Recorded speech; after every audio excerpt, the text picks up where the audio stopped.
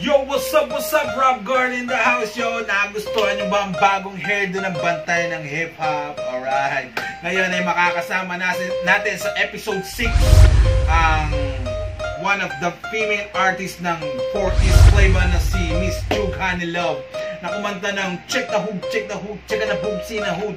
At ang isa sa pinakapaborito nyo MC sa buong Pilipinas, yeah, ang kumanta ng Tara, Tara, sumama ka sa'kin. Walang iba, yeah, kundi si Ron Henley. So ano pa inaantay natin? Let's go!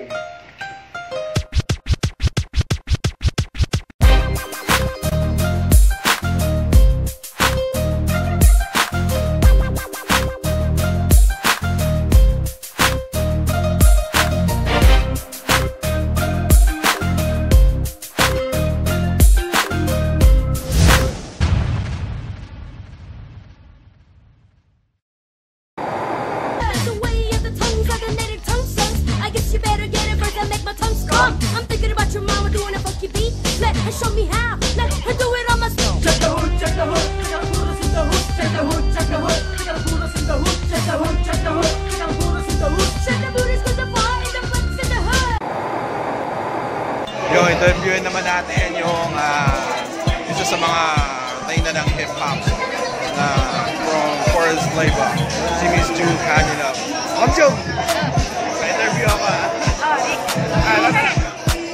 paano nagsimula 40s Flavor? Early 90s, hindi ko alam, no? Pero nakilala ko yung mga dalawang kapuso ko doon, si Bon at si Paul, sa Heartbeat Mega Disco. Because I was there, I was a guest. Nakita nila ako mag-rap, tapos mga dancers sila. Tapos bigla na lang nila ako kinontak makaraan ng ilang buwan na may grupo na sila. Naghanap sila ng female rappers, so sinama nila ako. Tapos ganun-ganun lang. Nabigla ako kasi nandito lang ako for a vacation from the States. Tapos yun na.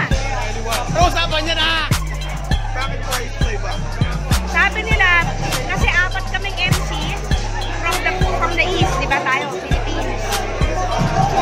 Apat kaming MC, or apat sila bago ako pumasok.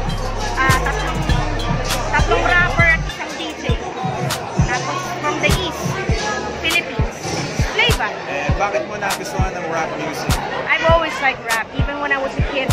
When I was still living here, and then I went to New York. I was a teenager in New York. I was exposed to the golden era of hip-hop in New York. So talaga natutunan ko doon. Yun lang, nakita ko talaga yung culture ng hip-hop sa Amerika. Salamat po. Basta the boys! Oh, black in the house! Thank you guys. Ang pawis ko'y tumatagaktak sa bilis, may pumapalakpak. Abutin natin ng langit, ibuka ang pakpak lang hapin ng halimuyak na mga bulakra. Tara, tara, sumama ka sa akin at hawakan ang aking kamay. Alright, Rob Guard in the house, yo. Dito tayo ngayon sa birthday ni Hailey.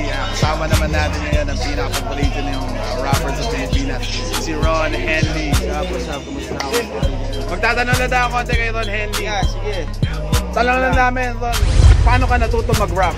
Ito ako mag-rap sa kakapanood ko ng porno. Hindi, joke lang. Natuto ako mag-rap siyempre dahil sa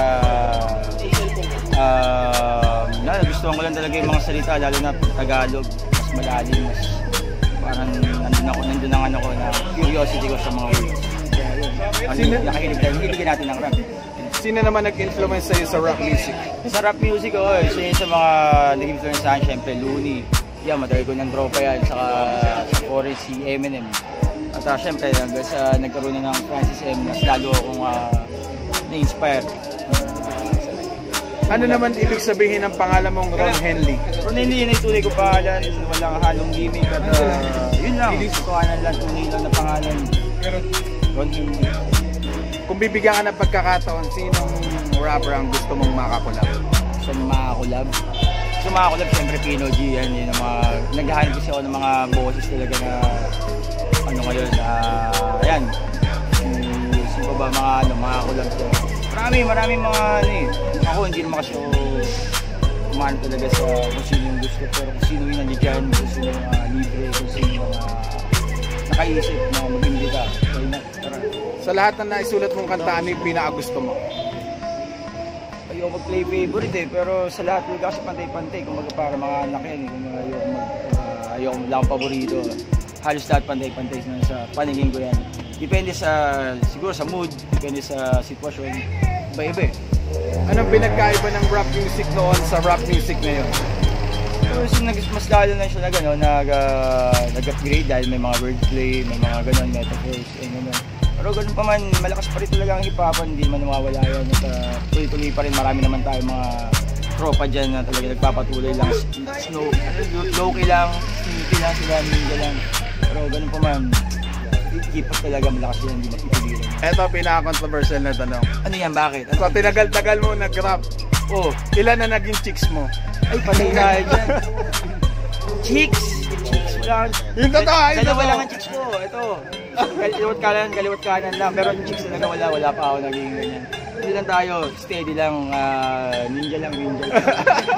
Alright, Rap Guard in the house, yo. Peace out, Ron Henley in the house, yo. Before, talagang mahilig na ako sa rap music. Kay Francis M. pa, masaklan. Ako yan, halos kasabayan namin na ganyan, cardiac arrest pa kami dati. May yung mga lokal na rapper sa Caloocan. Yeah, exacto. Kung bibigyan kayo ng pagkakataon na makakulab kung sino man yung gusto niya sa Pilipinas, bukod kay Glock 9, si Andrew E. Bigay nyo sa akin si Bugoy na Koy, isang bag. Ano naman ibig sabihin ng pangalan mong Abaddon? Doon, nakuha ko yun sa sa Bible, Revelation 9:11. Ano pa? Dati yung panahon kasi namin, yung pamisteryuhan ng pangalan eh. Mga kasabayan ko, Huda. Yan.